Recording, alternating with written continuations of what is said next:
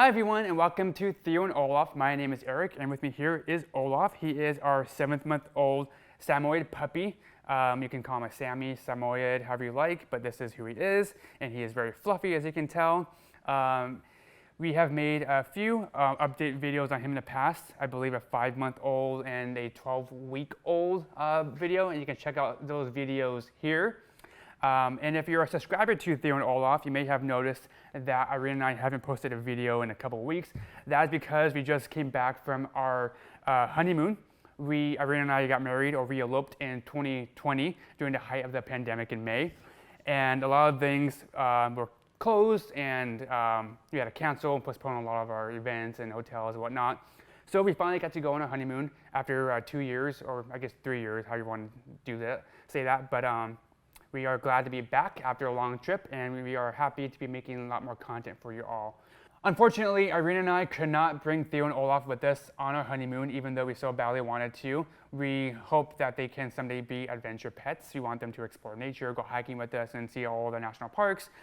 But some places do not allow pets, and so for that reason, we had to leave them home. So for this video, I'll provide you with 3 options for you for when you go on vacation and can't bring your pets along. Option number 1, find a kennel. So kennels are, of course, very popular with dogs. They have some cat ones, like cat hotels here and there, but I think dogs are mainly the ones that go to kennels.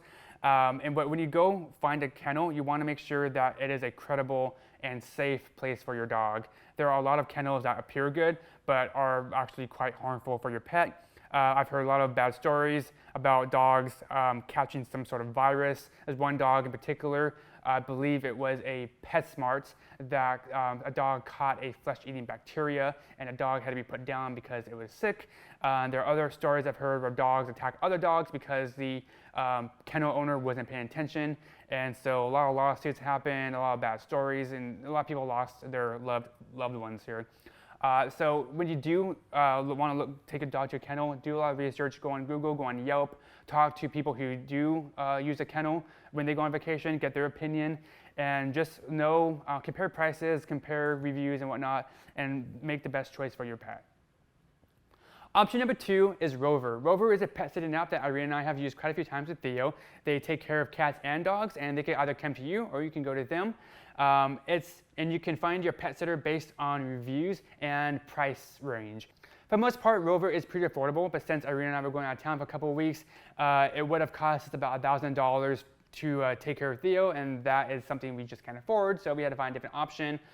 Also, if you're going out of town, you want to make sure you request a pet sitter far in advance and not just a week or a few days before your trip, because chances are you won't find someone and you'll end up going to a kennel or find a different option, and that could be frustrating. You don't want that before you have to go on vacation. So because Irene and I couldn't find a kennel, we actually took Olaf to a Rover sitter's house, and that was definitely a mixed experience. So typically, a Rover sitter will give the pet owner photos to show that what's happening to the pet. The pets are good, they're in good hands, they're safe and whatnot.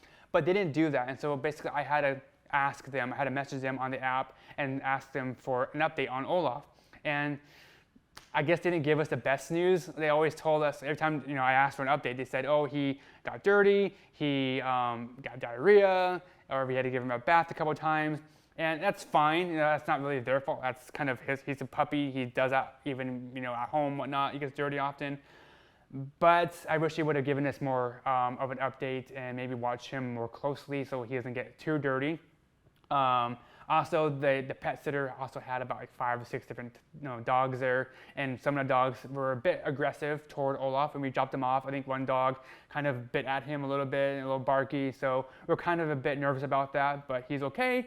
And again, it was very last minute, so I think really if you have more time, find someone who can really take care of your pet, look at the reviews, make sure other pet owners feel safe with that pet sitter. Option number 3 is to find a friend or family member to take care of your pet. Now, I understand that not everyone has this sort of option, but if you do, it's very useful. We took Theo and Olaf to my parents' house for a couple of weeks, and they were very gracious enough to let them in. And my mom and dad have a cat already, so they had 3 pets they're taking care of. So they're very gracious enough to watch Theo and Olaf for us for 2 weeks. But again, not everyone has an option. But if you do have someone to take care of your pet, definitely give them a big thank you, whatever that may be. Give them a puppy, give them a cat, give them grandchildren, whatever that option may be. Make sure they are thanked in some way or another.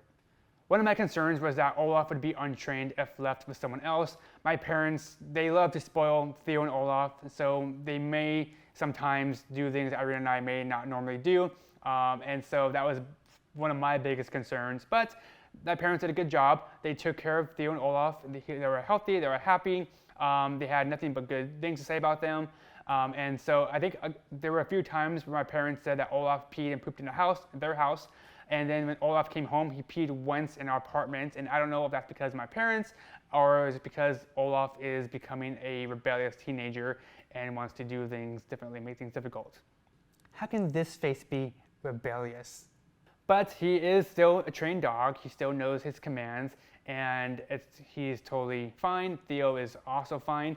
He came home and he was happy to see us. He has been very affectionate lately. And so I think leaving him with someone you trust is always a good option. And I think it's also better than a kennel and a Rover person. Again, though, if you have someone who can do it, great. If you don't, then I think option 1 and 2 would be your only options.